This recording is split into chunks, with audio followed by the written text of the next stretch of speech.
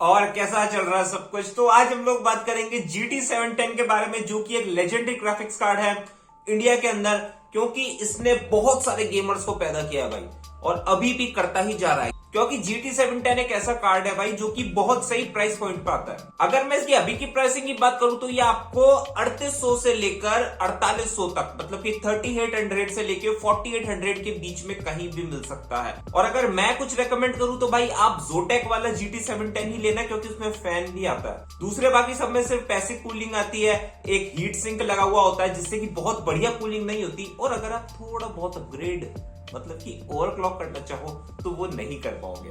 तो इसलिए जोटेक वाला लो, फैन आता है उसमें बढ़िया है। तो अब हम बात करते हैं कि GT 710 अभी भी इंडिया में इतना पॉपुलर क्यों है। इंडिया में क्या भाई, मैं खुद यूज कर रहा हूं तो उसका फैन मैं भी हूं।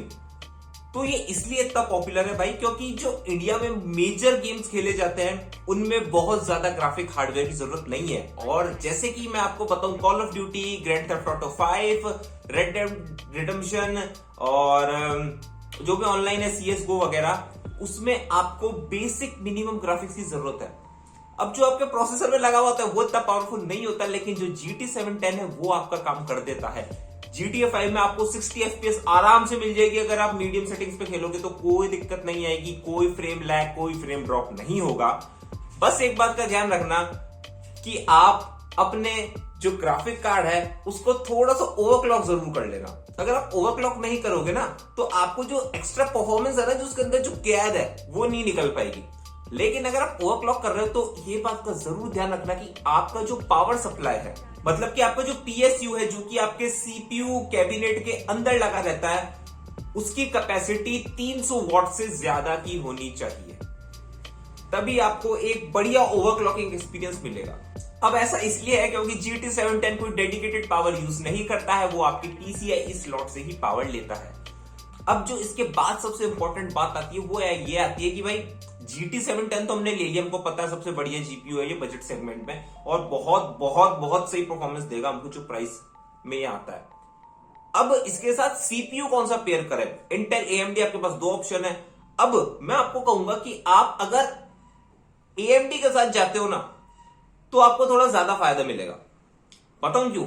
AMD में आपको सबसे पहली बात तो प्राइसिंग थोड़ी कम मिल सकती है, ऑफलाइन की बोल रहा हूं। ऑनलाइन में AMD की प्राइसिंग यार बहुत हलवा कर रखी है। ऑफलाइन में आप पूछना, आपको AMD की प्राइसिंग बहुत सही मिल जाएगी। लेकिन अगर आप सिर्फ ऑनलाइन ही खरीदना चाहते हो तो भाई सिर्फ आप इंटेल के साथ ही जाओ, क्योंकि इंटेल की जो गेमिंग फील्ड में जो भाई पकड़ है ना वो बहुत सही है। अगर हम इंटेल के बजट प्रोसेसर्स भी देखें, जैसे कि पेंटियम सीरीज, i3 सीरीज, तो वो बहुत बहुत बढ़िया परफॉर्मेंस देती है अगर आप डेडिकेटेड ग्राफिक्स कार्ड यूज कर रहे हो तो।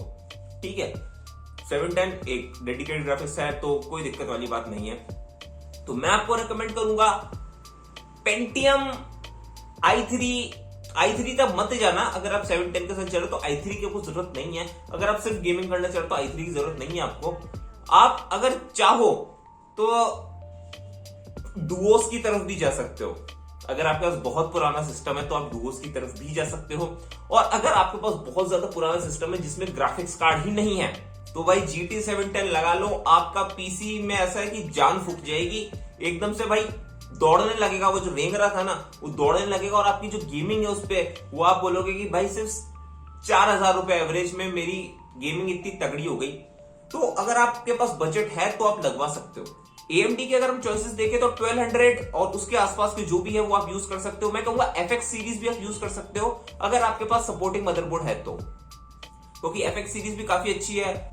और AMD इसलिए भी बेस्ट है क्योंकि इनकी जो FX सीरीज वगैरह ना ये अभी बहुत सस्ते में मिल रही है। उसमें आपको 4 कोर 4 थ्रेड 4 कोर 8 थ्रेड्स वाले जो CPUs है वो काफी सस्ते में मिल जाएंगे।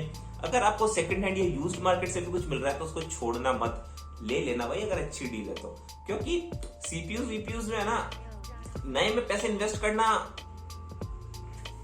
अगर नया सिस्टम नहीं बना रहे हो तो, अगर आप नया सिस्टम बना रहे हो तो कोई दिक्कत नहीं भाई, फिर तो आपकी पूरी जेबें दोनों भरी हुई है, आप बिल्कुल लुटाने को तैयार हो, है ना।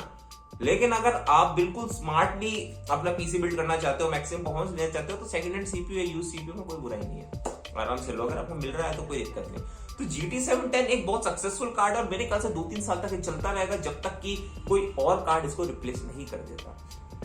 अब GT 610 के साथ मत जाना मेरे भाइयों, क्योंकि GT 610 परफॉर्मेंस भी उससे कम देगा GT 710 से, और उसकी प्राइसिंग ऑलमोस्ट सेम है। तो GT 610 के साथ मत जाना, 710 के साथ जाना। तो फिलहाल इस वीडियो में इतना ही, मिलते हैं अगले वीडियो में।